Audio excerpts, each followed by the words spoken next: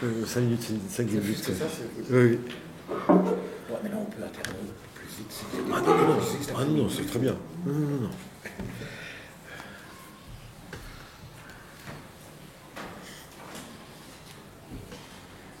Bien.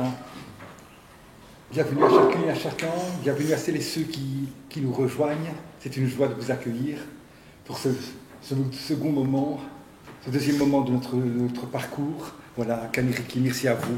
Merci à vous On encore. vous écoute. Non, c'est un bonheur de pouvoir avoir tout ce temps de parler et de prolonger la discussion ensuite ensemble. Donc je ne sais pas comment résumer ce que j'ai pu dire lors de la première séance. Peut-être que ça a déjà été fait. J'avais commencé Vous êtes très bien, avec mais... des cartes et D'accord. je commençais. Disons que j'étais revenu sur le titre et sur le paradoxe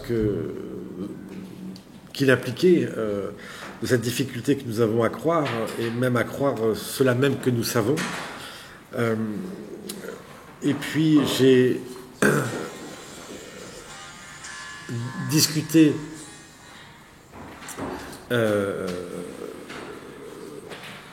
la définition moderne qui avait été proposée de la croyance, qui était exclusivement, ou essentiellement du moins, un croire que, qui était donc une manière de réduire la croyance à sa forme propositionnelle, comme si croire était toujours croire que. Donc même si la typologie proposée par la philosophie analytique des croyances est très fine, très riche, et qu'on peut la définir comme étant en quelque sorte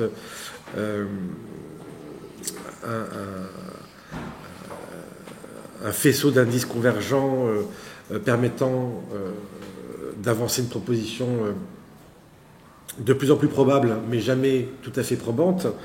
Il m'a semblé que la philosophie analytique de la religion, et même en quelque sorte la conception telle que nous l'avons spontanément aujourd'hui, se place sous le modèle du savoir. Continue à se placer sous le modèle du savoir. Et comme je l'avais indiqué dans la première séance, il s'agira par la suite de renverser ce modèle. Je reprenais la formule de Deleuze, remplacer le modèle du savoir par la croyance. Et donc il s'agirait cette fois-ci de montrer que le modèle du savoir sous lequel nous continuons à nous placer pour penser la croyance, même dans ses différentes formes, repose sur un certain nombre de postulats, et sur un postulat d'ailleurs essentiel autour duquel gravitent les autres, qu'il s'agirait dans cette séance de rendre manifeste, d'interroger. Et s'il faut rendre manifeste ces postulats, sur lesquels, si je puis dire, nous continuons à reposer, c'est dans la mesure justement où ils ont été coupés de leur source grecque, dont ils proviennent, et qui sont passés, pour ainsi dire, dans notre modernité, à l'état de simples présupposés, implicites, ininterrogés comme tels. Donc, ce à quoi je voudrais inviter lors de cette deuxième séance, c'est en quelque sorte de remonter à la source grecque, d'où provient notre actuelle conception de la croyance, fut-elle justement appauvrie, fut-elle exténuée, afin, depuis, si je puis dire, la source, refaire en quelque sorte le trajet par lequel cette conception de la croyance nous est parvenue, en s'attachant à montrer, à mesure d'ailleurs que cette conception s'est éloignée de nous, comment ces postulats que j'évoquais se sont peu à peu renforcés, se sont contractés en habitudes, que nous avons fini par tenir, en raison même d'ailleurs de leur grande longévité, pour une condition nécessaire de la pensée. Donc il va s'agir de montrer aussi, également, d'ailleurs, que chemin faisant, à mesure que ces présupposés sont passés à l'état implicite, ils n'ont pas manqué de s'accentuer et d'accentuer, on va le voir, la prédominance du langage visuel. La prédominance parmi les 5 sens du sens de la vue. jusqu'à séparer la vue des autres sens et à leur détriment. C'est-à-dire, au fond, d'instituer, et c'est le paradigme qu'il va s'agir de mettre au jour, d'instituer la vision en paradigme du savoir. Et c'est cela même, en quelque sorte, qu'il s'agira de montrer pour demain, peut-être en proposer le renversement. Mais je devine là le motif principal qui a conduit, on va dire, à l'appauvrissement sémantique de l'acte de croire, donc désormais resserré sur son noyau propositionnel, comme un croire que, en sorte que ce sera par la suite, dans la séance de demain, qu'il sera possible de contester le paradigme grec du savoir, compris comme un voir, et qu'il sera donc possible aussi de le renverser en lui substituant le modèle de la croyance, en faisant, si je puis dire, la quête nouvelle pour la philosophie elle-même. Donc si je devais remonter à la source, il s'agira donc de commencer à la source, il y a bien une source, même un texte source, d'ailleurs que n'ignorent pas les philosophes analytiques. Il leur arrive de le citer, de le prendre comme référence, c'est le Théétète, le Théète de Platon. Texte fondamental, que qu'on le sache ou qu'on l'ignore, au fond, on continue à poser le problème de la croyance dans les termes qu'avait fixé Platon, et qu'on ne peut expliciter sans revenir au Théétète comme au texte source sur lequel, eh bien, sans toujours le savoir, nous appuyons. Et on va le voir, c'est dans le sillage de ce dialogue qu'une direction a été adoptée, qu'une impulsion a été donnée, qui autorise la philosophie récente, directement ou indirectement, à reconduire toujours, comme elle le fait, la croyance religieuse à sa conception doxastique, de faire de la croyance une opinion, une doxa. C'est-à-dire, au fond, encore une fois, de faire des croyances religieuses un ensemble d'opinions ou de propositions soutenues par un faisceau convergent de raisons insuffisamment probantes. Donc, je m'attache d'abord à Platon. Et même avant de parler du Théétète, dans le Théétète, vous savez, c'est un dialogue tardif, Platon s'interroge donc sur l'essence de la connaissance. Qu'est-ce que le savoir? Qu'est-ce que la connaissance? Ti estin épistémé. Mais avant, c'est bien dans la République, dans le livre, les 10 livres de la République de Platon, que le savoir est défini, que le savoir est appréhendé littéralement comme un voir. Pour Platon, par la suite, savoir, c'est voir. Le savoir est appréhendé comme un voir, oran, aido, idéein.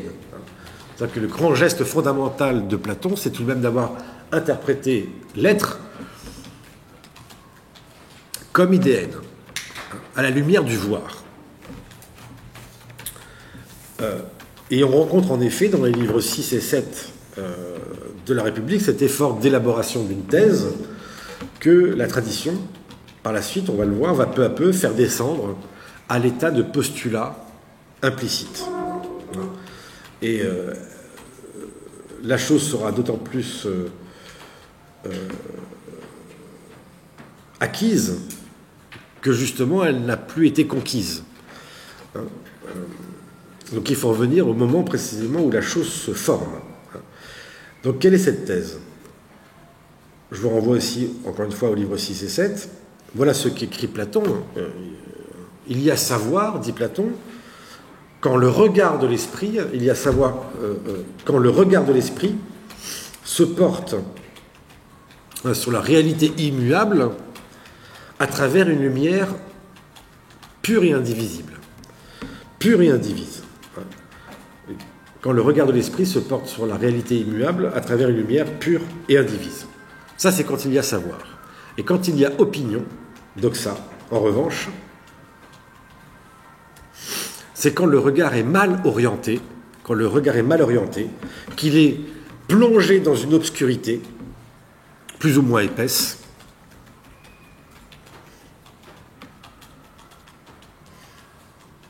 et qu'il porte sur, je le cite, sur ce qui naît et périt. non pas sur la réalité immuable, intemporelle, mais bien sur le devenir, sur ce qui naît et périt. Et alors, nous dit Platon, je le cite, alors l'esprit opine, sa vision s'est affaiblie. Alors il opine, sa vision est affaiblie. Vous voyez ici, dans le livre 6 de la République, la doxa, et selon d'ailleurs les traductions, on dira opinion, croyance, etc.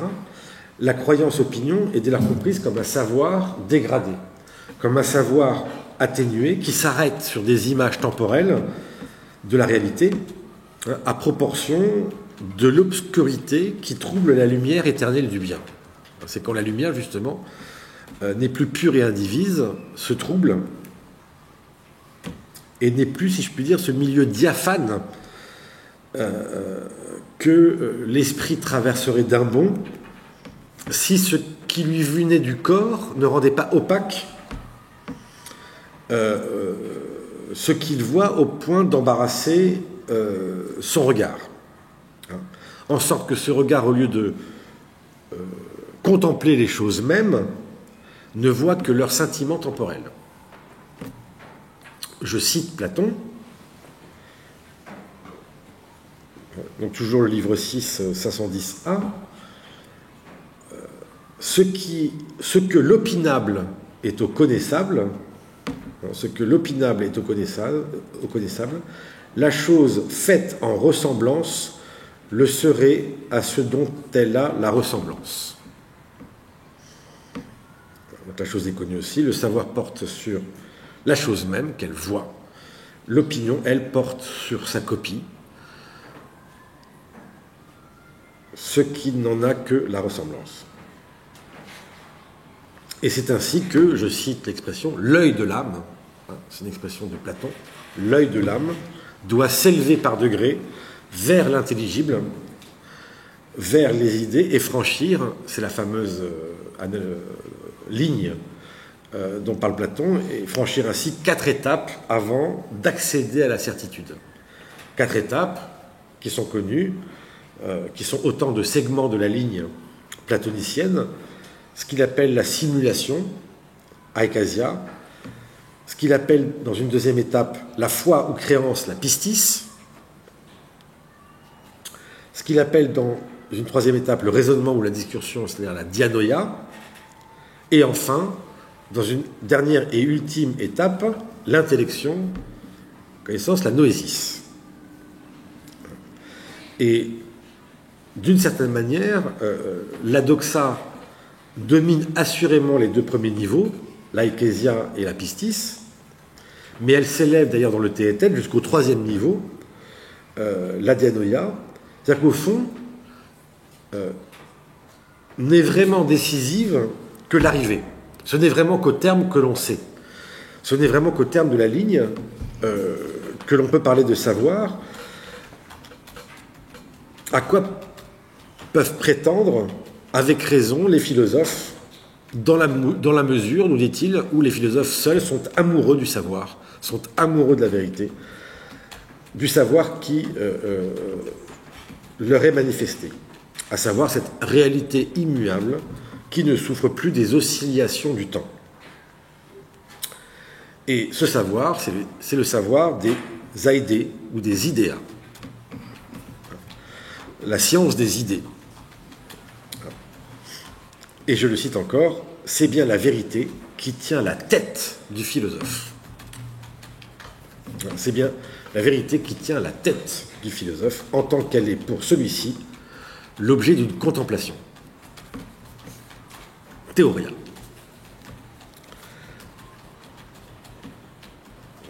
Donc la vérité est pour le philosophe l'objet d'une contemplation, théoria. Et c'est pourquoi il envisage la vérité, il envisage ce qui est en tant qu'idée. Idea ou eidos. C'est-à-dire que littéralement, idea et eidos, encore une fois, ça appartient au vocabulaire de la vue, de la vision. Heidegger le traduisait par aspect. Bergson proposait comme traduction la vue. L'idée, c'est avoir une vue, et une vue essentielle sur la chose. Donc, voir, c'est envisager ce qui est, encore une fois, en tant que vue, en tant qu'aspect, en tant qu'idée. Bien. Le tête, donc c'est un dialogue tardif, aporétique, comme on sait, qui va se poser la question de l'essence de la science, de l'essence du savoir. Ce dialogue est aporétique car il se termine sans s'arrêter sur aucune des définitions proposées. 3 tentatives de définition vont être faites, proposées par Théétète, et toutes réfutées par Socrate l'une après l'autre. Je les cite rapidement, ce n'est pas tout à fait l'objet du propos, mais justement je me contente de les formuler, de les indiquer. Première définition possible, il dit mais savoir, c'est percevoir, mais au sens, cette fois-ci, sensible, c'est sentir. L'aesthésis, savoir ce serait l'aesthésis. Deuxième définition, parce que la première est insuffisante, Théétète dit non. Alors, savoir, c'est avoir une opinion vraie, une doxa vraie. Savoir, c'est avoir une croyance vraie.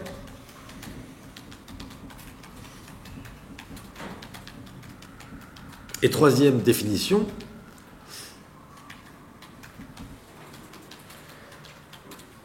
et on s'élève tout de même d'un degré par rapport aux précédentes, savoir, c'est avoir une opinion vraie, accompagnée de sa justification. Voilà les 3 propositions, 3 définitions qu'avance Théétète.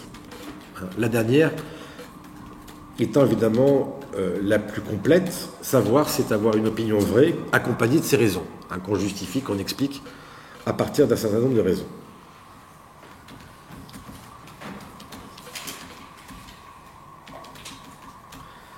Mais le dialogue échoue.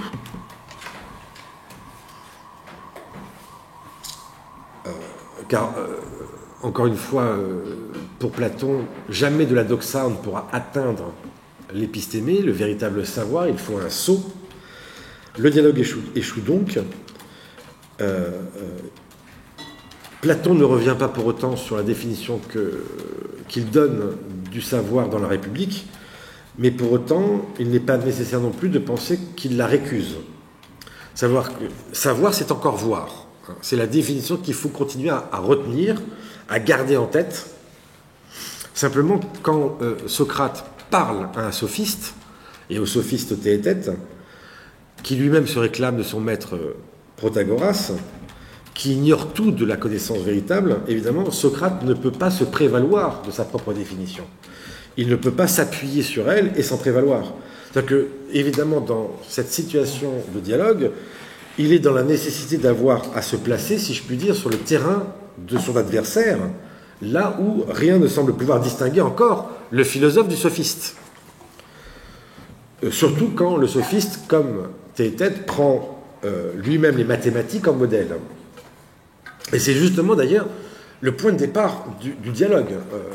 Tout est intéressant, en fait rien n'est laissé au hasard dans un dialogue platonicien.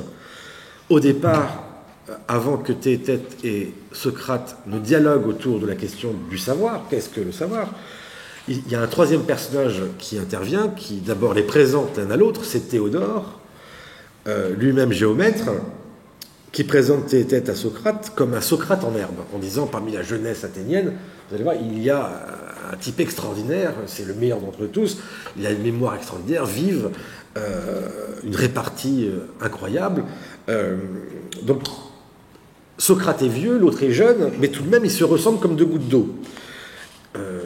C'est ainsi que Théodore présente Théétète à Socrate. Il a de l'acuité, une grande mémoire, une vivacité d'esprit, et même il y a un signe qui ne trompe pas, aux yeux de Théodore, il ajoute, et en plus, il est aussi laid que toi. Même plus, il te ressemble. Il est aussi laid que toi, il a le même visage que toi, il a le nez camus écrasé, les yeux à fleur de tête, bref. Un Socrate en herbe. Alors ça pique au vif Socrate. Et on verra que c'est toujours cette question d'homonymie, de cette ressemblance entre le philosophe et le sophiste. C'est-à-dire que d'abord, il y a Théétète qui ressemble physiquement à Socrate, mais on verra que dans le politique intervient le jeune Socrate, qui lui ne lui ressemble pas, mais a le même nom. Donc c'est toujours la question du chien et du loup, comme le dit Platon dans le Sophiste, de cette ressemblance, de cette difficulté à distinguer le vrai savoir du faux, le philosophe du sophiste. Donc cette question est en jeu. Bien, donc Théétète est sophiste, Socrate est philosophe. Mais vous voyez, la question de départ, qui est en jeu derrière, qu'est-ce que savoir? C'est la question sous-jacente qui est en discussion, c'est bien de savoir s'ils sont bien identiques en esprit, l'un et l'autre, malgré leur âge, comme le prétend Théodore, à propos de leur physique. Et vous comprenez bien les raisons aussi de l'aporie, c'est qu'en échouant, Théétète en échouant à savoir ce qu'est le savoir, en échouant à savoir ce qu'est la science, il est mis à l'épreuve et en quelque sorte il apporte à son corps défendant une réponse à cette question indirecte, par quoi s'ouvrait le dialogue? Non, ils ne sont pas du pareil au même. Théétète n'est pas Socrate. Il faudra bien distinguer et expliquer et comprendre pourquoi ils ne sont pas les mêmes. Il y a déjà, à mon avis, en creux, une réponse qui nous est apportée par Platon. Donc il s'agit même peut-être de la montrer, de la faire sortir entre les lignes, aller céder entre les lignes. Rémi Brague avait lu le Ménon en s'appuyant sur la méthode de Léo Strauss. Il s'agit vraiment de lire entre les lignes. Il faut en faire autant. C'est-à-dire qu'il y a bien des choses précisément qui restent invisibles à une lecture analytique du Théétète, qui se contente précisément de discuter les thèses platoniciennes proposition par proposition, de s'arrêter aux 3 définitions qui ont été proposées. Toute la mise en scène de Platon dans le dialogue est essentielle pour la compréhension de l'ensemble. Et donc il faut une lecture au contraire exhaustive et globale.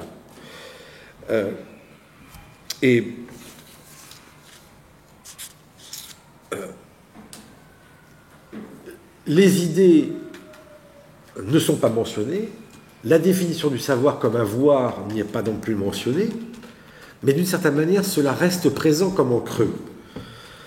C'est-à-dire que ce dont on s'aperçoit, puisque c'est là aussi qu'est définie la philosophie ayant sa source dans l'étonnement, de Thomas Kuhn, c'est qu'il apparaît, au fur et à mesure du dialogue, malgré son aporie, malgré son échec, il apparaît quelque chose qui va distinguer Socrate de Théétète, qui va distinguer le philosophe du sophiste. Au fond, ce qui manque à Théétète, et qui fait qu'il échoue à définir le savoir, ce qui le prive d'accéder à la vision des idées, c'est l'amour de la sagesse. C'est pas la sagesse, c'est pas le savoir, c'est l'amour de la sagesse.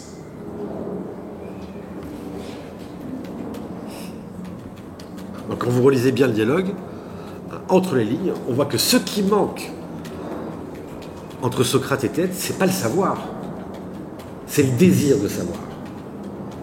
Eros. C'est l'amour de la sagesse, c'est le désir lui-même comme Eros. C'est-à-dire, au fond, la dimension érotique qui seule aurait pu élever Théétète jusqu'au savoir véritable. Qui est aussi une autre thèse que Platon défend dans le banquet. Donc ce qui va manquer à Théétète, c'est bien cette dimension érotique qui seule aurait pu l'élever au savoir véritable. Et voilà en un sens l'une des thèses qui est comme donnée en creux dans le dialogue du Théétète, c'est que Théétète a beau ressembler à Socrate, il est sans Eros.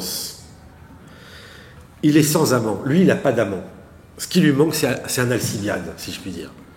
Entre Théétète et Socrate, c'est que Théétète est sans Eros, il est sans amant, il est incapable d'inspirer aux autres un désir que lui-même n'éprouve pas. Le désir de savoir. C'est-à-dire que, et là je vous renvoie au banquet, Socrate est très laid, c'est un fait, mais il est très beau. En tout cas, c'est l'éloge qu'on en fait. C'est-à-dire que Socrate est beau et désirable aux yeux d'Alcibiade en raison du désir de vérité qui l'anime. En raison du désir de vérité qui l'anime. Telle serait donc la relation authentique au savoir qui réside tout entière dans cette tension de l'âme vers la vérité.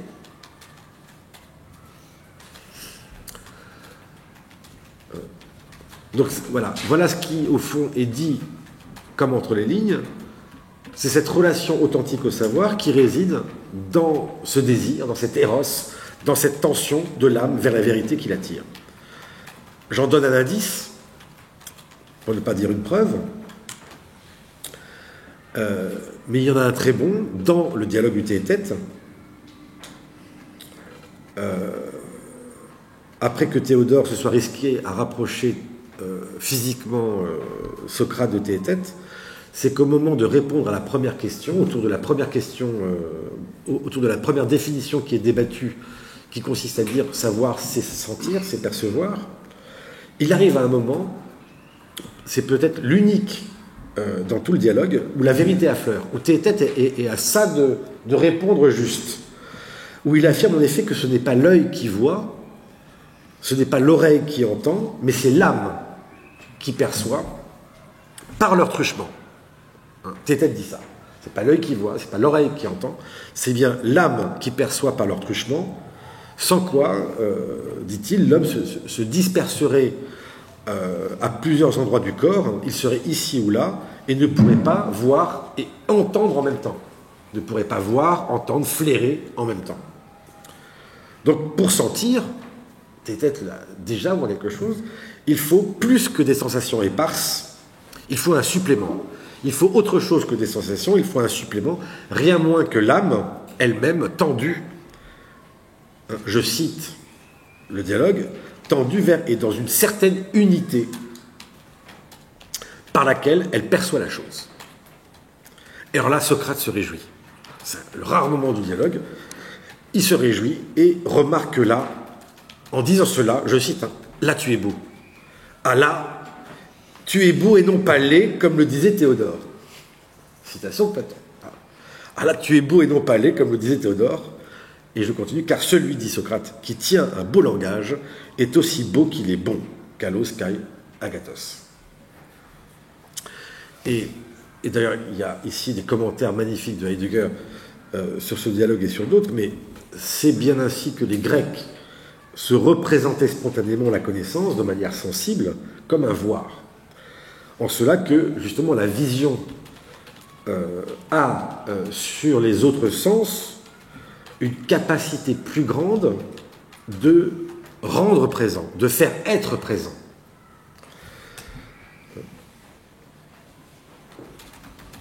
Et c'est d'ailleurs en ce point, selon la remarque de Heidegger, d'ailleurs, que le voir recoupe l'épitastai, comme le fait de disposer à tout instant ce qui constitue l'être de l'étang, ce qui appartient à sa présence, à sa constante, ce qui fait que précisément il peut demeurer, il peut être disponible, il peut être constant, c'est-à-dire au fond sous les yeux, sous notre regard. C'est-à-dire que l'idée, si on doit comprendre ce qu'est l'idée chez Platon, l'idée n'est pas d'abord ce que l'âme contemple.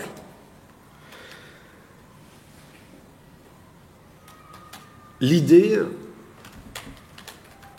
comme une sorte de claire lumière à travers laquelle le regard passe, l'idée, c'est ce qui a pour fonction fondamentale, je cite Heidegger, d'accorder le passage au voir.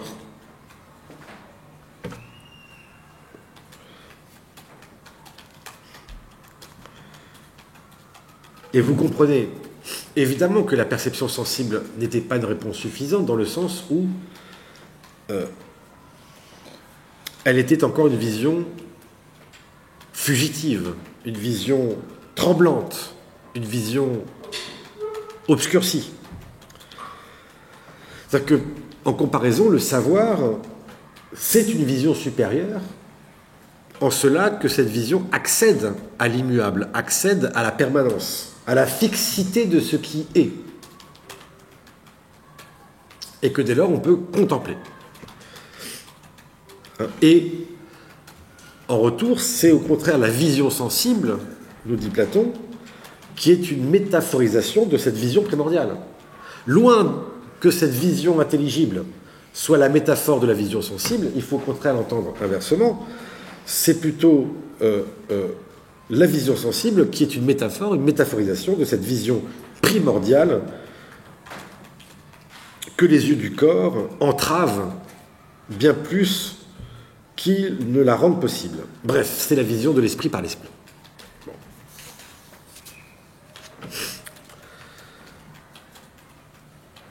Donc c'est intéressant, c'est qu'il faut supposer dans ce dialogue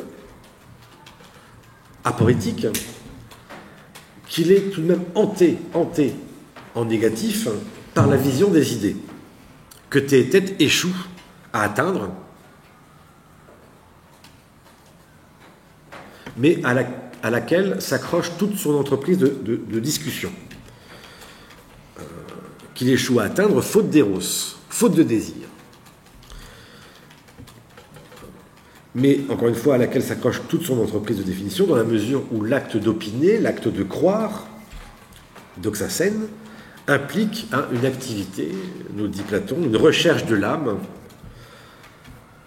et peut dès lors, c'est quand même d'ailleurs une avancée par rapport au dialogue précédent, et peut dès lors s'inscrire positivement comme un milieu entre l'ignorance et le savoir, comme quelque chose qui est déjà au milieu, occupant un milieu entre l'ignorance et le savoir. Et ce qui est étonnant, c'est d'ailleurs l'usage qu'a pu faire de ce texte la philosophie analytique, qui est pour eux d'ailleurs un texte fondamental. C'est que, d'une certaine manière, le dialogue du Théétète comme une tentative d'essai comme un dialogue sur le savoir est un échec. Mais pour peu qu'on le comprenne comme un dialogue sur la croyance, c'est une réussite. C'est-à-dire que cela même qu'il échoue à dire comme savoir, au fond, c'est une manière de décrire la croyance. Et très souvent, ces définitions proposées, c'est autant de manières qui vont être reprises par la philosophie analytique pour définir ce qu'est l'acte de croire. Une opinion vraie accompagnée de sa justification. Quand je crois vrai quelque chose, quand je la tiens pour vraie, et que je donne toutes les raisons, si je puis dire, qui me permettent de, sinon fonder, du moins légitimer ma croyance.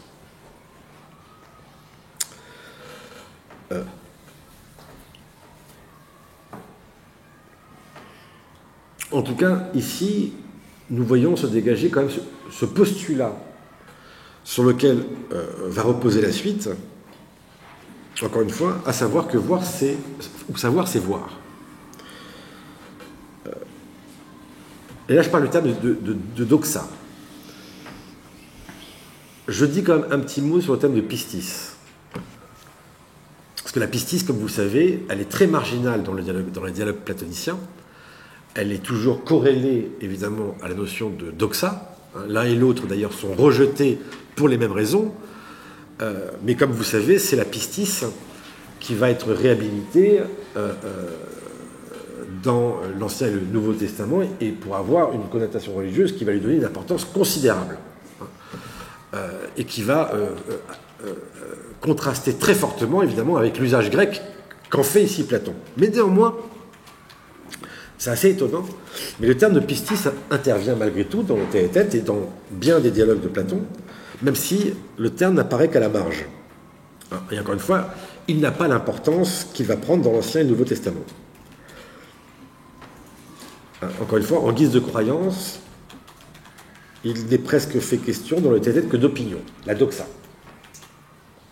Mais les rares fois où la pistis et les mots qui lui sont apparentés surgissent dans les dialogues platoniciens, eh bien, leurs occurrences continuent à faire sens, en tout cas indiquent la raison de leur discrédit. Encore une fois, parce que pistis est toujours aussi associé à doxa. La foi. Bon. Ils vont subir le même sort. Et il intervient à un moment dans le Théétète. C'est quand la discussion entre Théétète et Socrate porte bien sur la question de l'identité du savoir et de l'opinion,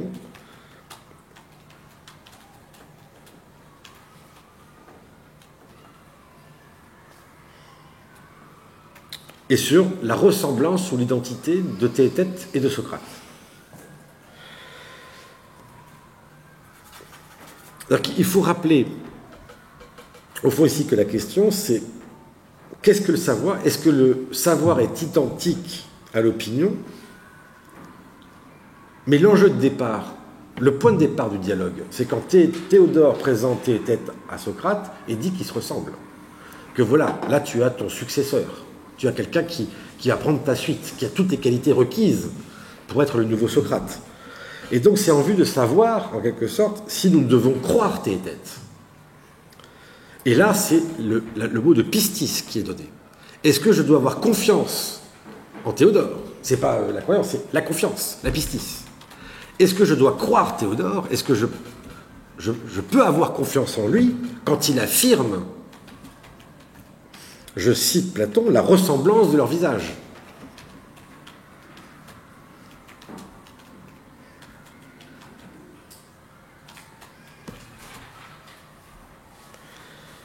Et après, donc, ce sera l'occasion pour moi d'ailleurs de bien comprendre ce que veut dire la pistis chez un grec, parce que ça va nous montrer, par contraste, demain, la grande différence qu'il y a avec la manière dont la pistis va être réhabilitée dans le christianisme. Ça va être littéralement un renversement. Mais la conclusion, c'est de dire, non, il ne faut pas faire confiance à Théodore. Il se trompe quand il nous dit qu'ils se ressemblent. Parce que là n'est pas sa compétence. En sorte que le dialogue affirme, ce que le dialogue affirme, c'est qu'en matière de science, on ne doit pas faire confiance dans ceux qui prétendent savoir. Ce n'est pas une affaire de confiance. Épisté eumène. En matière de science, nous ne devons pas faire confiance dans ceux qui prétendent savoir, s'ils ne nous donnent pas la démonstration de ce qu'ils savent.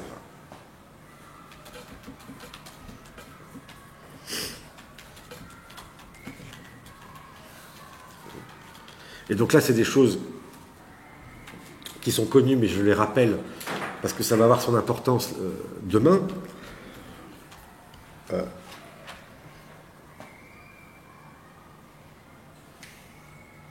Autrement, lorsque nous contentons, si je puis dire, de savoir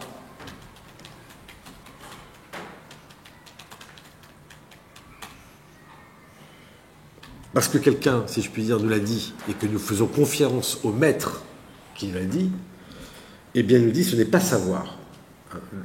Le vrai savoir que nous apprenons, c'est ce qu'il appelle mathésis. C'est ce que Platon appelle la mathésis. Et que sinon, il nous le dit, on se contente de se fier, pistis. On se contente d'avoir foi. De se fier à ceux qui nous l'enseignent. Pistis. Et dans le Gorgias, il distingue deux types de persuasion. La persuasion de confiance, pisteustikes, de pistis, et la persuasion d'enseignement, didascalikes.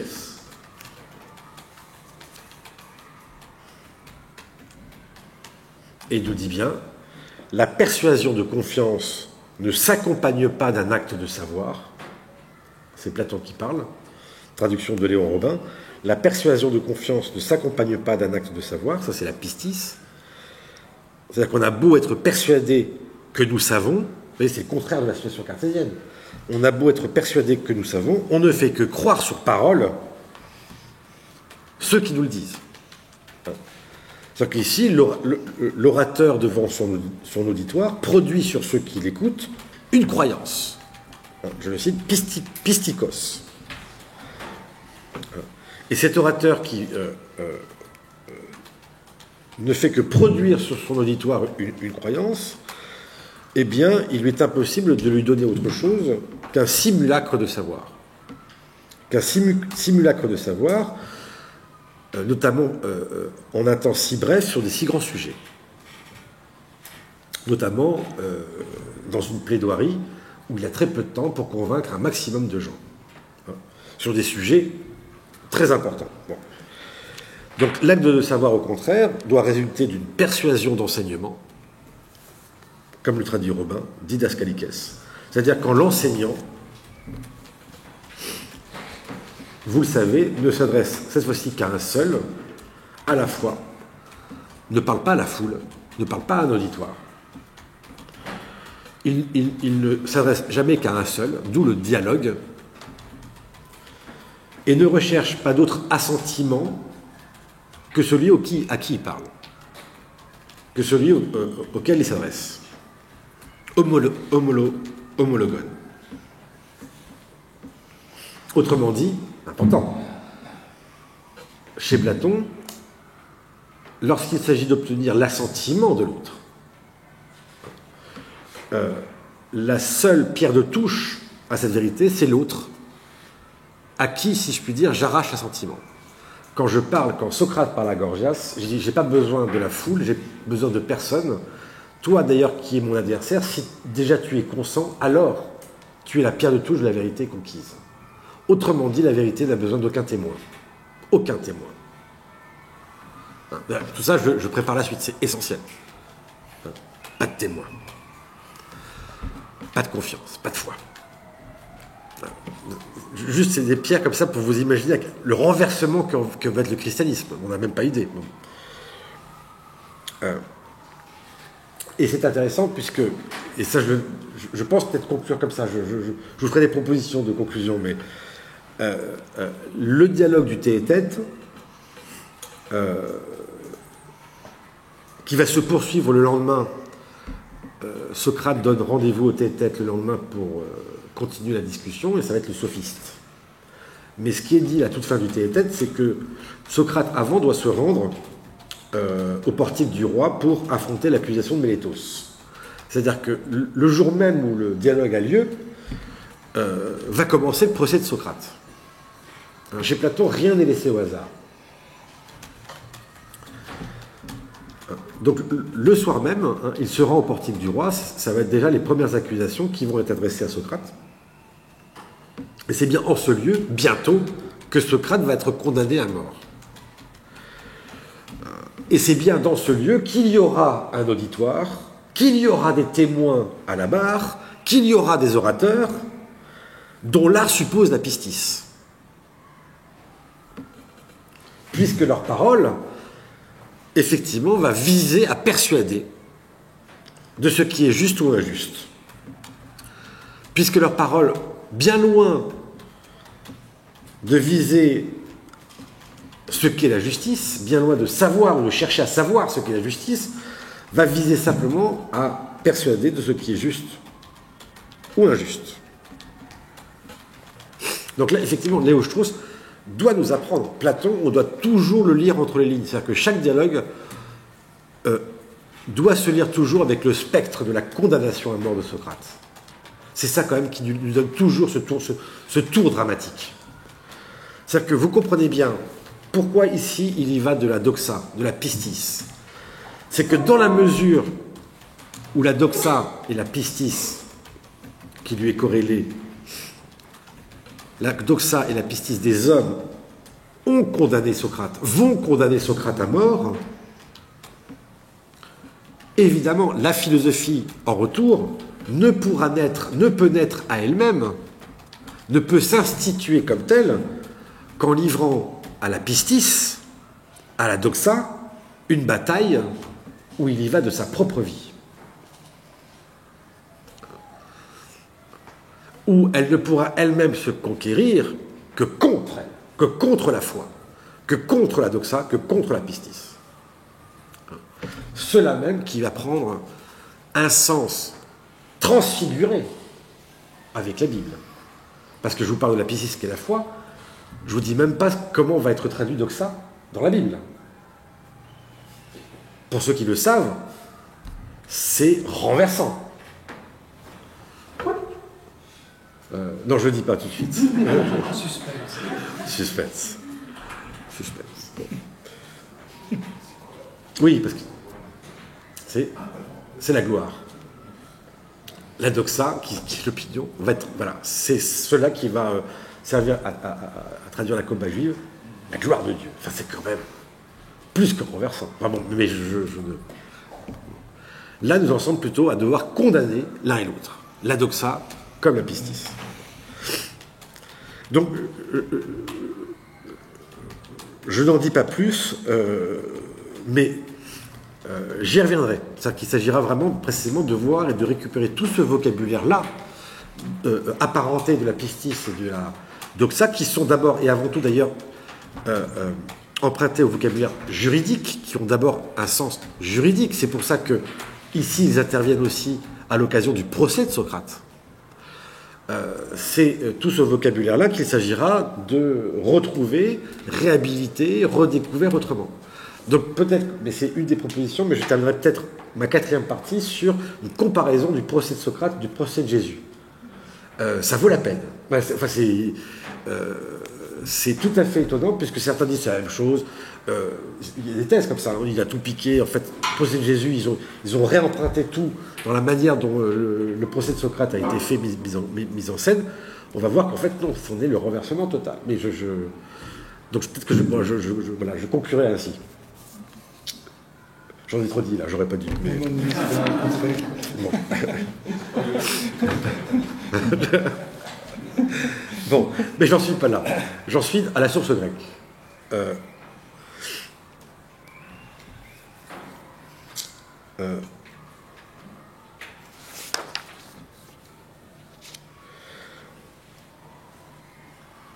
Mais tout de même, j'ai suggéré ou j'ai laissé pressentir qu'il y a quelque chose qui va se passer comme un renversement. Que d'abord, le christianisme sera littéralement comme un renversement de la culture grecque.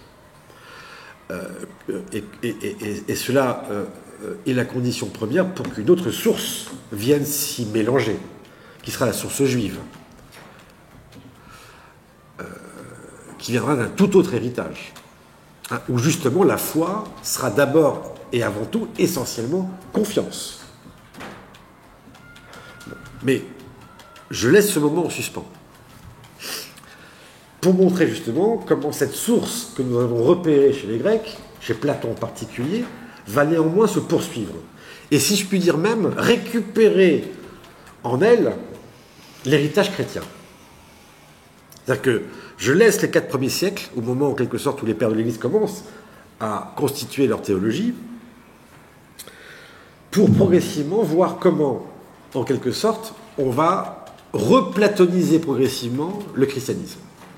Et voir apparaître de plus en plus cette compréhension, cette interprétation grecque que j'ai commencé par proposer avec Platon. Et effectivement, dès le début, on va dire même le 2e siècle après Jésus-Christ, avec Justin de Naplouse, avec Clément d'Alexandrie, mais surtout de façon beaucoup plus appuyée à partir du 4e siècle, avec la théologie des pères de l'Église, quand vraiment la théologie commence à s'instituer comme telle, c'est à ce moment-là qu'on en vient effectivement à étudier, pour parler comme Pascal, à étudier Platon pour disposer au christianisme. On en vient à penser le christianisme comme un platonisme pour le peuple, comme dit Nietzsche, ou comme dit Pascal, à étudier Platon pour disposer au christianisme. Oui, à étudier Platon pour disposer au christianisme. Je ne sais pas comment. Encore une demi-heure, très bien.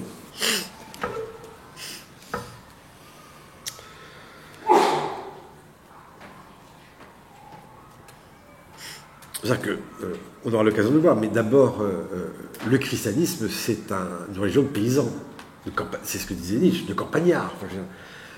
Elle a rejoint peu à peu les élites, et évidemment, elle va emprunter progressivement aux anciens rites, aux croyances grecques, aux croyances romaines.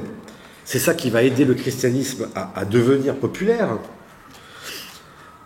Mais comme le dit aussi Bergson, c'est l'adoption partielle au néoplatonisme qui va lui permettre de rallier à lui la pensée philosophique. Et à travers lui, évidemment, une certaine élite romaine.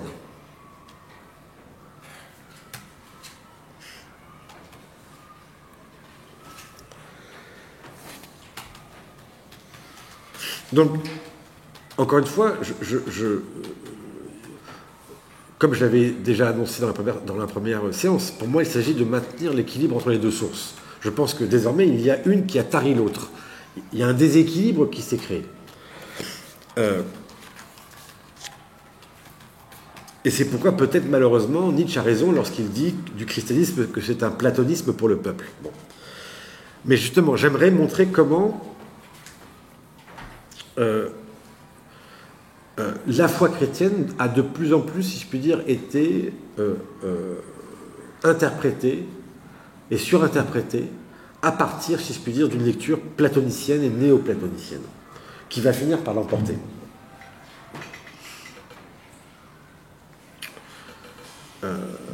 Parce que je le crois, je pense qu'au départ, la foi chrétienne avait adopté une direction radicalement inverse, radicalement contraire à celle des Grecs.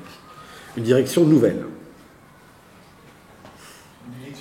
Une direction nouvelle, contraire.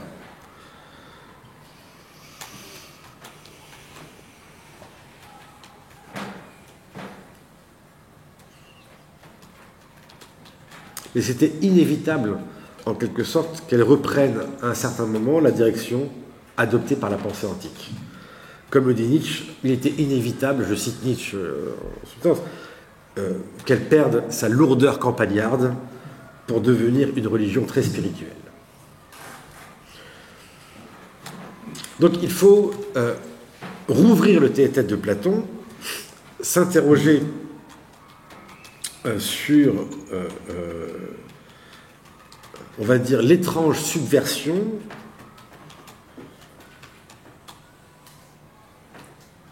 subtile, redoublée, que la philosophie grecque a imprimée en retour sur la compréhension chrétienne de la pistis.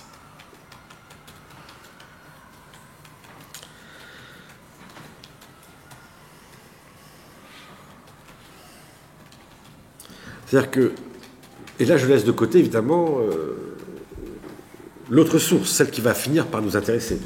Mais tout se passe comme si le lexique de la foi, de la créance,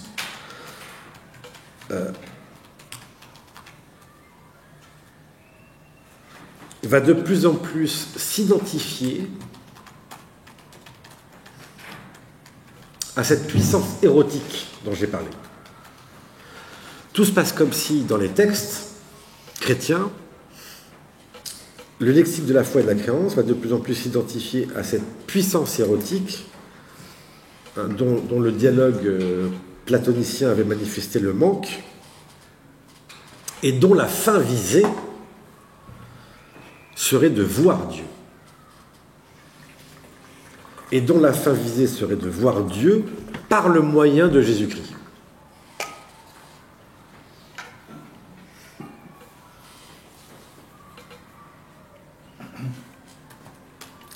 Là, oui, nous avons une certaine compréhension ici de la foi, telle qu'elle a été comprise bien souvent.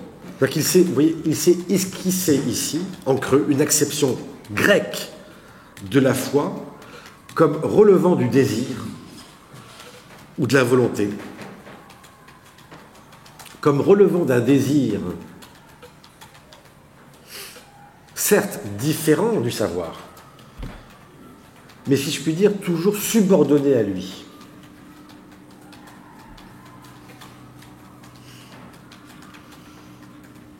Comme un désir théorétique, le désir de voir Dieu.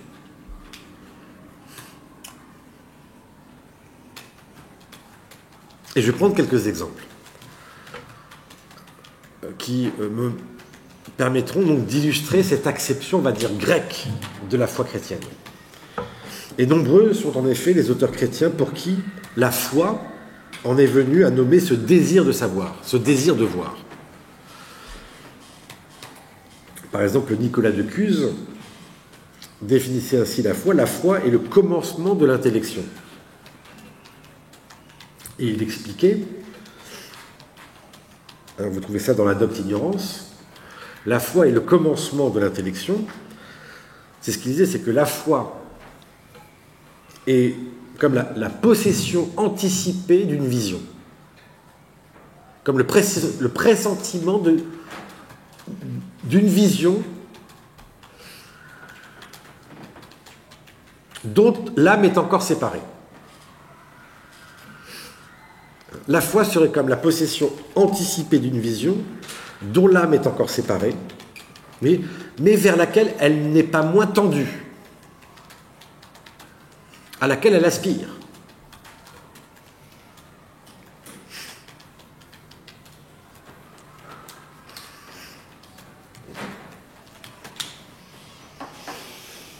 Je cite Nicolas de Cuse, « Tout homme qui veut s'élever au savoir, et encore une fois, le savoir reste le but ultime, la quête, tout homme qui veut s'élever au savoir doit nécessairement croire en ces principes sans lesquels il ne peut s'élever. »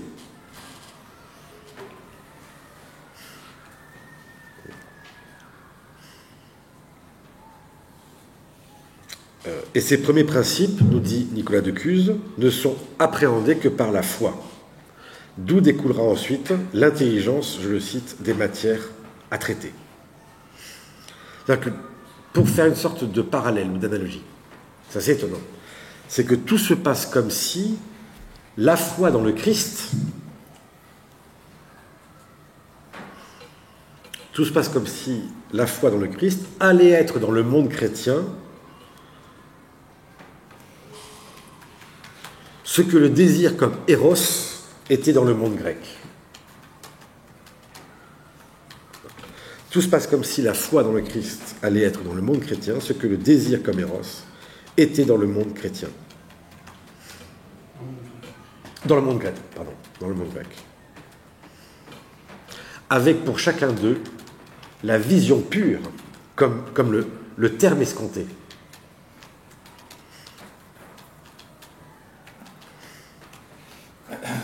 On pourrait presque dire que la foi chrétienne a infinitisé le désir grec.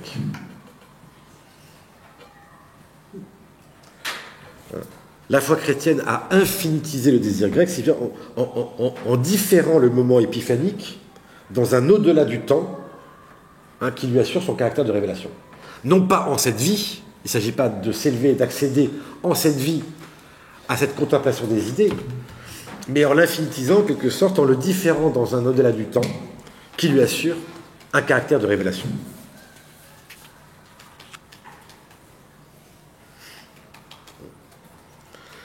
Donc il s'agirait de montrer comment peu à peu, c'est cette acception grecque qui a fini par l'emporter. Ce serait, voilà ici le postulat central sur lequel finalement a fini par retomber la conception chrétienne de la foi.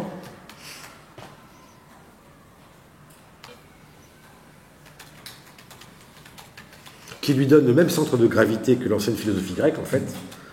C'est-à-dire toujours savoir, c'est voir. Savoir, c'est voir.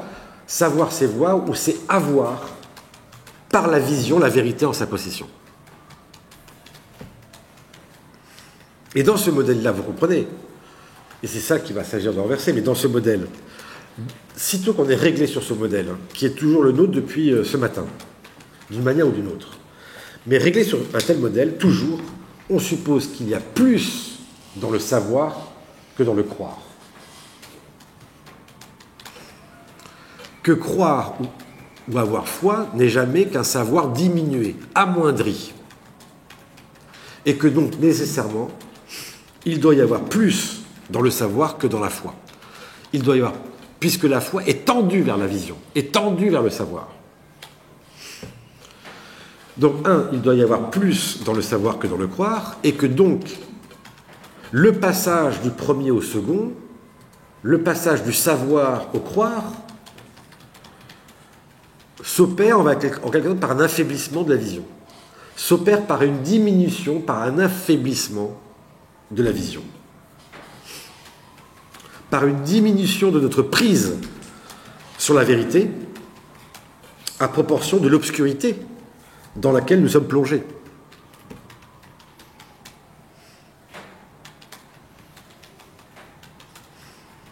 Et c'est précisément en raison de cet éloignement que nous aspirons vers elle,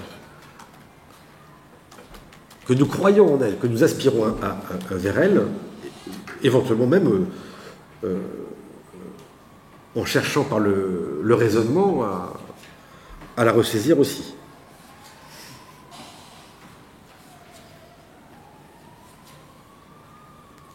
Donc cela implique exactement ce que disait Platon dans le Tête-à-Tête.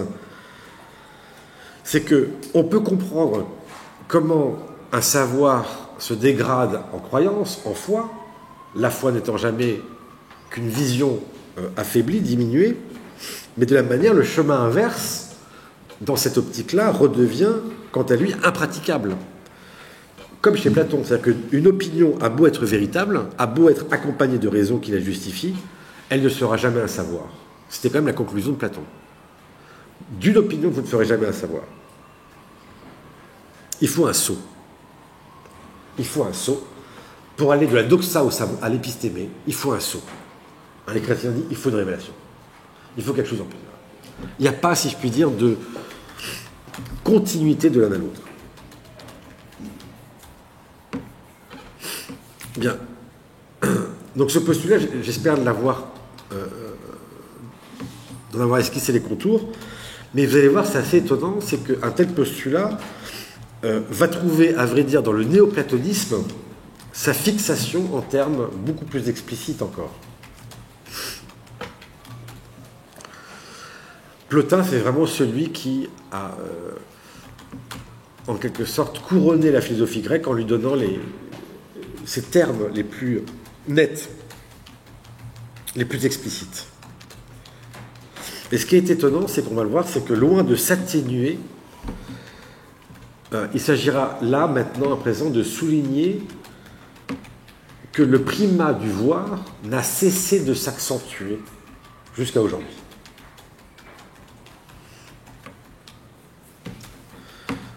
Donc il s'agira aussi de remarquer à cet égard que le primat du voir n'a cessé de s'accuser depuis.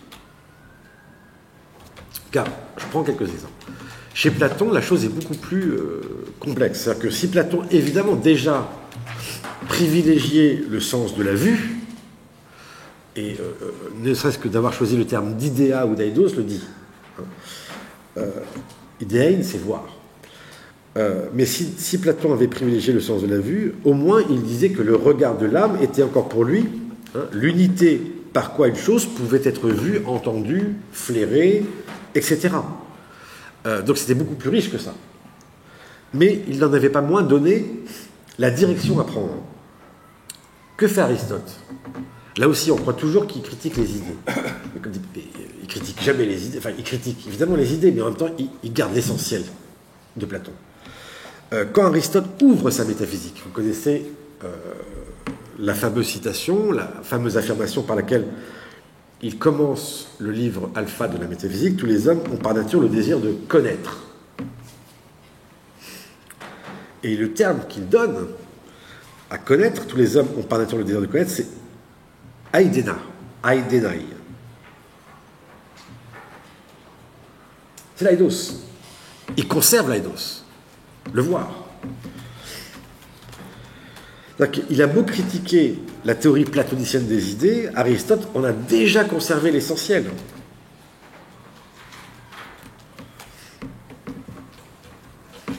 C'est-à-dire que connaître pour lui, dans le terme grec qu'il choisit, ne traduit plus epistastai, mais bien aidenai, infinitif de aido, dont procède également aidos, donc littéralement voir. Donc quand il dit tous les hommes désirent naturellement savoir, c'est quasiment presque un équivalent de voir. Et d'ailleurs, il dit la meilleure preuve, c'est le plaisir qu'on prend à la vue. Je vous invite à suivre la suite. C'est que la vue, c'est précisément, parmi les 5 sens, celui précisément qui est le plus proche de ce que veut dire savoir. Vous prenez Plotin, il va encore plus loin. Plotin reprend cette affirmation d'Aristote, mais lui, c'est complètement fou. Il va l'appliquer non pas simplement à l'homme, mais à tous les êtres. Je vous envoie ici aux Énéades, livre 3, chapitre 8, son traité sur la contemplation, où il dit que tous les êtres désirent contempler, théorias. et je cite, « désire contempler et vise à cette fin ». C'est-à-dire pas simplement les hommes, mais les vivants, les pierres, tout désire contempler. Tout est a pour fin la contemplation. Donc, a fortiori, vous comprenez, tout en l'homme aspire à la vision. C'est là où il dit, lorsque l'homme agit, lorsque l'homme produit, c'est à défaut de pouvoir contempler. Et que l'action, la production, n'est jamais qu'une contemplation affaiblie. Par exemple, quand je trace un triangle au tableau, je fais une action faute de pouvoir le contempler directement. Oui, mais tout est fait, si je puis dire, pour la contemplation, chez Platon. En sorte que agir, produire, ce n'est jamais qu'une dégradation de la théoria. Et que tout aspire à ça. Je cite Plotin, donc Énéade 3.8, « Voyez les hommes, lorsque la contemplation s'affaiblit chez eux, ils passent à l'action, qui est une ombre de la contemplation et de la raison. Incapables de se livrer à la contemplation à cause de la faiblesse de leurs âmes, ils ne peuvent assez saisir les objets et se remplir de leur vue. Ils désirent pourtant les voir, ils cherchent par l'action à voir par les yeux ce qu'ils ne peuvent pas voir par l'intelligence. Oui, lorsqu'ils fabriquent un objet, c'est qu'ils veulent le voir, et lorsqu'ils se proposent d'agir autant qu'ils le peuvent, c'est qu'ils veulent le faire voir et le faire sentir aux autres. » Donc tout est ici désir théorétique. Et vous le voyez, ce désir théorétique, ce désir de contemplation, qui fournit à l'âme son dynamisme,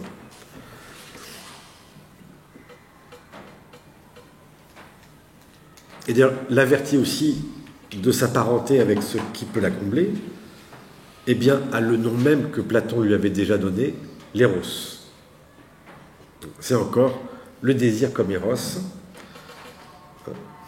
Je cite Trouillard qui commente Plotin, « L'éros, moteur de la connaissance, il est la sympathie vécue qui préfigure selon le temps la connaissance claire. »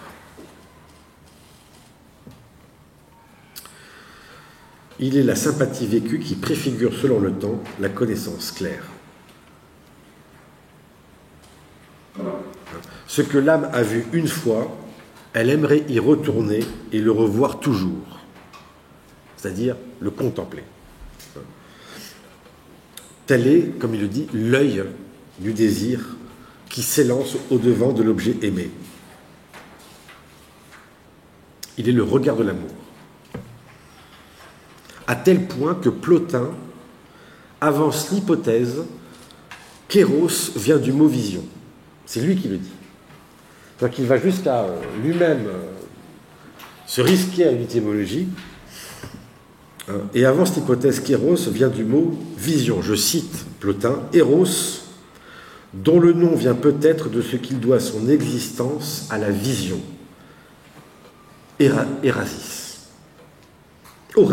Horacis.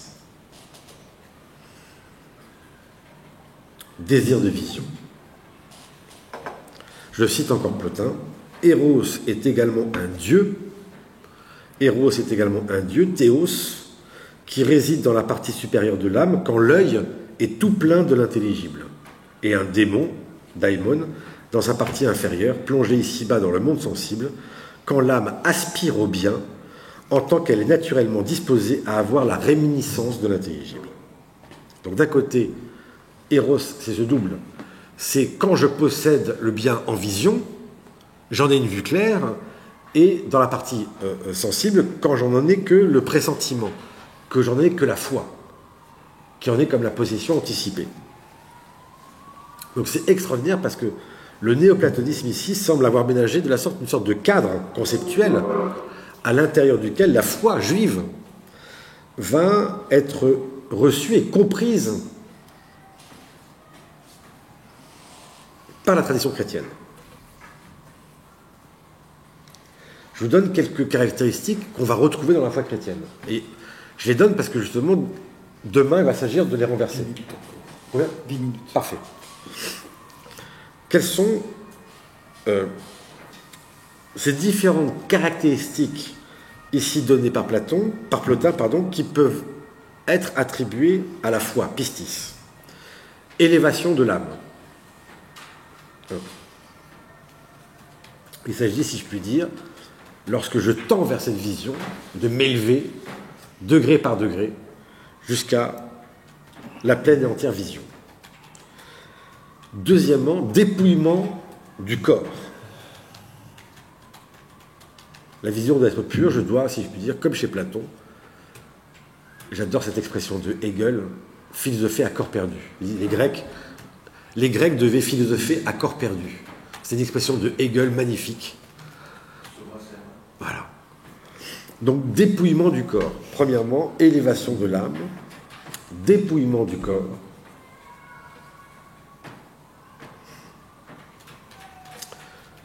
Désir de vision. Et c'est bien l'éros, cette foi, désir de vision qui participe à la fois de l'indigence de Peña et de l'abondance de Poros, qui est à la fois pauvre et riche, qui a ce qu'elle n'a pas encore, qui tend vers cette vision qui lui manque.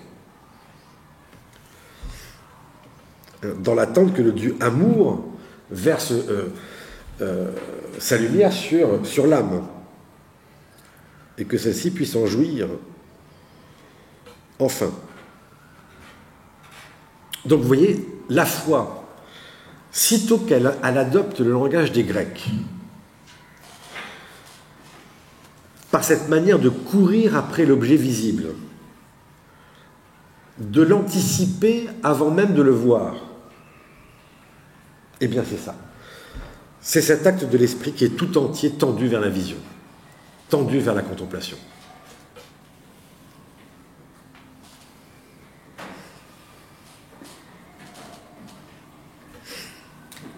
Alors maintenant, je donne quelques exemples chrétiens, mais évidemment, il s'en faut de beaucoup pour que s'y soit diluée la source hébraïque de la foi, à la pureté de laquelle la tradition rabbinique devra plus tard revenir. Mais c'est clair que là, c'est là où va se faire le schisme aussi entre les, on va dire, le judaïsme rabbinique et le judaïsme alexandrin, hellénisé. Mais comprenez que par la traduction grecque de la Torah, qui a été réalisée donc au IIIe siècle avant Jésus-Christ, c'est la Septante, tout d'un coup, même le judaïsme va être compris à la lumière de la philosophie. Et le philosophe charnière, décisif en même temps que Plotin, c'est Philon d'Alexandrie, c'est Philon le Juif. Et c'est ainsi que, vous voyez, donc Philon le Juif, il va faire l'éloge des yeux. Il s'agit pour lui de tout voir de façon allégorique et de tout réinterpréter par la philosophie. Il va faire effectivement l'éloge des yeux. Dans la mesure, je le cite, où sagesse et philosophie n'ont trouvé leur origine dans aucune autre de nos facultés qu'en la reine de nos sens, la vue.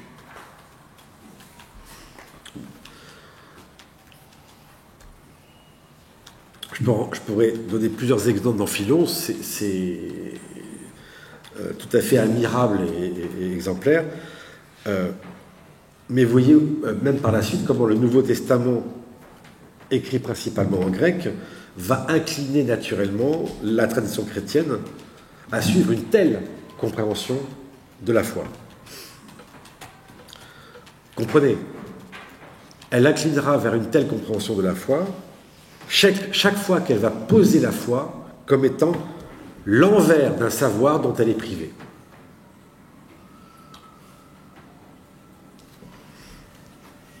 C'est ça le postulat. Et on doit deviner la compréhension grecque de la foi, sitôt qu'elle la pose, je répète, comme l'envers d'un savoir dont le croyant est privé,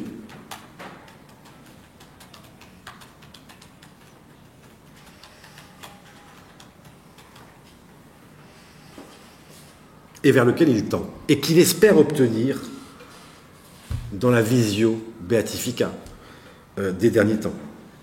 laquelle est la contemplation des bienheureux. Donc, je ne fais que le souligner. Encore une fois, il ne s'agit en aucune manière de contester la dimension doxastique qui appartient à la foi. Je veux dire, c'est tout de même dans la langue grecque, puis dans la langue latine, qu'on a pu parler de Dieu.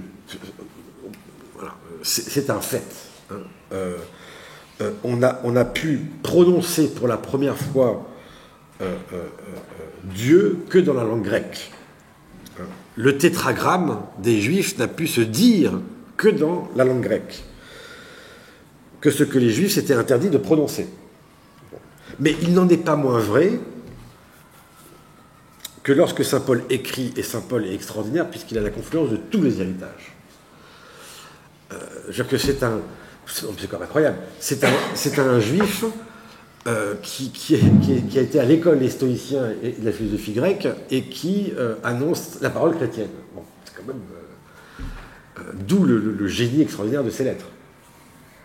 Mais il n'en reste pas moins que lorsque saint Paul écrit « Car nous voyons à présent dans un miroir en énigme, mais alors ce sera face à face », et lorsque l'Église le répète après lui, leur compréhension de la foi est imprégnée de culture et de métaphysique grecque, lesquels ne disent peut-être pas ici en quoi la foi consiste essentiellement. Davantage, en choisissant de privilégier le nom de Dieu, Théos, sur les deux autres noms, qui ont servi principalement à le désigner dans la Septante. Vous savez, il y a 3 noms qui servent à traduire Dieu dans l'Ancien Testament. Théos, Ontos, Kurios. Seigneur, Kurios, Théos, Dieu, Ontos, l'être. C'est en gros les 3 noms divins que l'on trouve essentiellement dans la Septante. Mais vous voyez, en choisissant de privilégier le nom de Dieu sur les 2 autres, Ontos ou Kurios, mais la théologie, rien que le terme de théologie, confirme le primat grec accordé à la vision. En vertu de l'étymologie, d'ailleurs, que ici j'emprunte à Denis l'Aréopagite, Théos, Dieu, viendrait du grec théoro, je vois. Théos, qui a donné théâtre, etc. Théos, Dieu, viendrait du grec théoro, je vois. Dieu est dit Théos parce qu'il voit tout. Tous et chacun à la fois. Et même le terme de théoria, contemplation, pourrait résulter de l'association entre théos, Dieu, et orasis, vision. C'est-à-dire que théorie, théoria, littéralement, pourrait dire vision de Dieu. Bon. Et on en trouverait donc ces traces, évidemment, de néoplatonisme chez saint Augustin. Dans les Confessions, on sait que saint Augustin a deviné le Dieu véritable auquel il allait se convertir, non pas d'abord dans les évangiles, mais dans, comme il le dit, certains livres des platoniciens traduits en grec et en latin, c'est-à-dire dans ceux de Plotin. Il me reste peu de temps, donc je vais très vite, mais on retrouverait évidemment cette prédominance et cette trace chez Augustin, puisque d'une certaine manière, il nous dit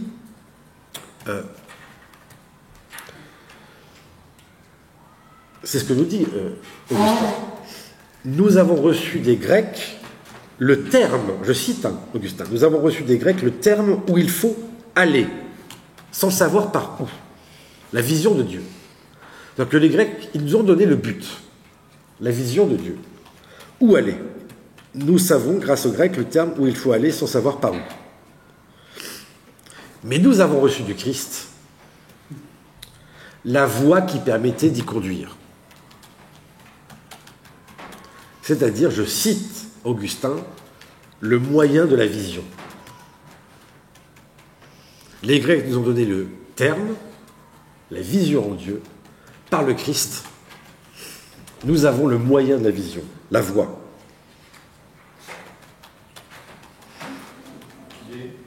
Hein? La voie Qui permet de conduire à la vision en Dieu. Le moyen de la vision. Ah oui, c'est ça. Oui. Enfin, là, j'ai gardé, c'est la voie et le moyen de la vision. Vous trouvez ça dans les Confessions, livre 7 des Confessions. C'est-à-dire que, vous voyez, l'idéal de la vision en Dieu n'est pas du tout récusé, il est même renforcé. Je me demandais en quoi consiste la voie dans ce passage de Augustin. Ben, c'est ça, c'est la voie dans le sens je suis la voie, et il va même définir, le préciser, c'est le moyen de la vision. Voilà. Saint Thomas d'Aquin, on pourrait trouver les mêmes. C'est la voie E ou la voie Non, la voie E. Ah ben c'est ça le problème. Voilà, c'est le chemin. Alors que justement, ce qu'on oublie, ce qui est proprement juif, c'est la voie X. C'est la parole de Dieu. C'est-à-dire que ce qui est étonnant, c'est que on va passer assez rapidement de la foi ex auditu, celle qui a été entendue, la parole de Dieu, qui va vite s'effacer en quelque sorte pour donner le privilège à la vision de face à face. Comme si je puis dire, tout le reste devait s'effacer au profit, à la fin, de la contemplation béatifique.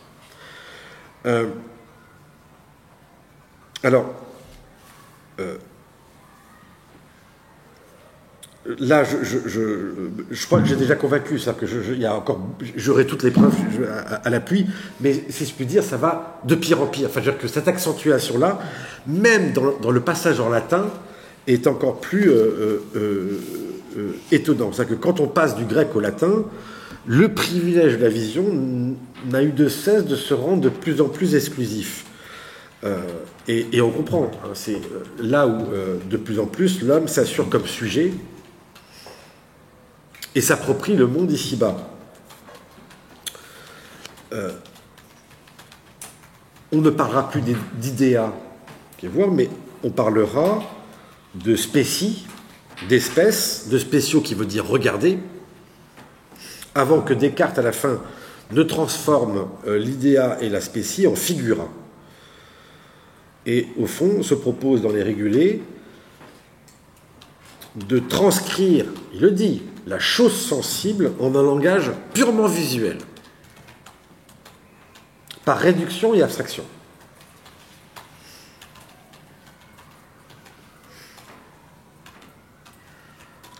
Avec la conquête de l'évidencia, l'évidencia, vous savez, ça vient de videre qui veut dire voir.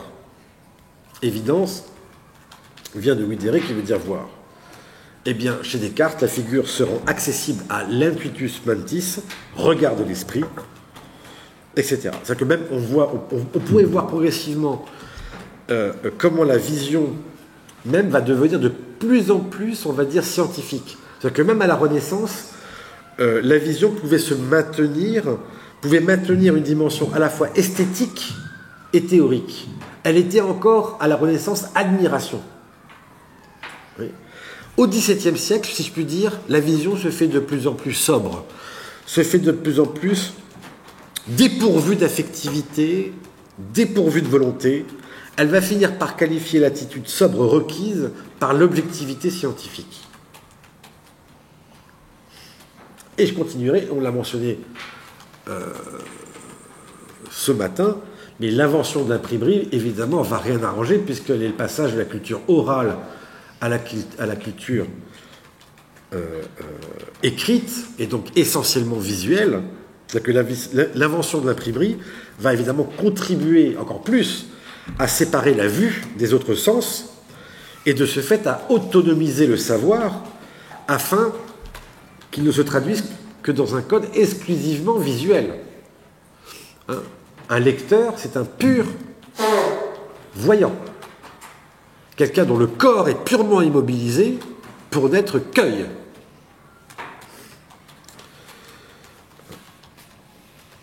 Et là, il y a tous les travaux aussi de Marshall McLuhan sur cette question-là.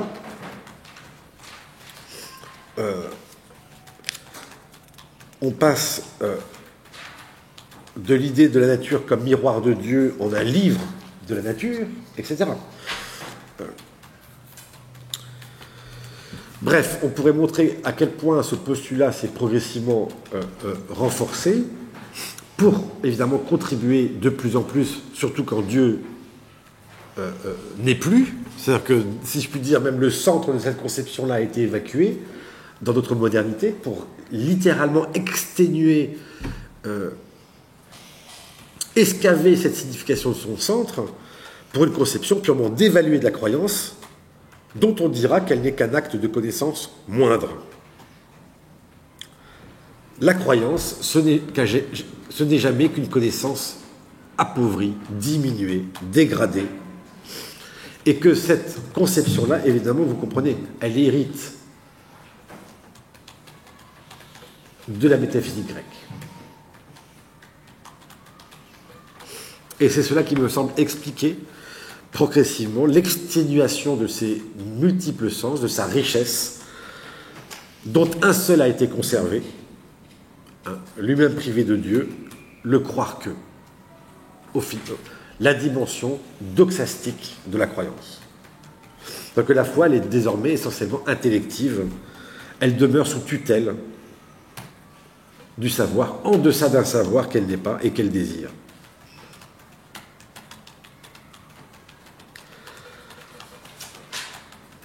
Donc je vais m'arrêter là, mais je fais qu'annoncer ce qui sera la séance de demain.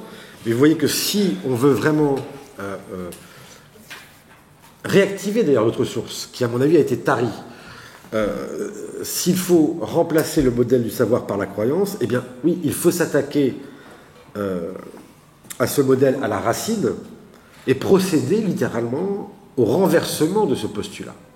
Renversement de ce postulat fondamental sur lequel repose l'acte de croyance. Pour le dire autrement, et je m'arrête là, il va falloir, si je puis dire ou formuler la chose suivante, et je le dis de manière bergsonienne, il doit y avoir plus et non pas moins dans l'acte de croire que dans celui de savoir. Voilà, renversement, qui sera l'annonce donc de la séance suivante. Un tout grand merci.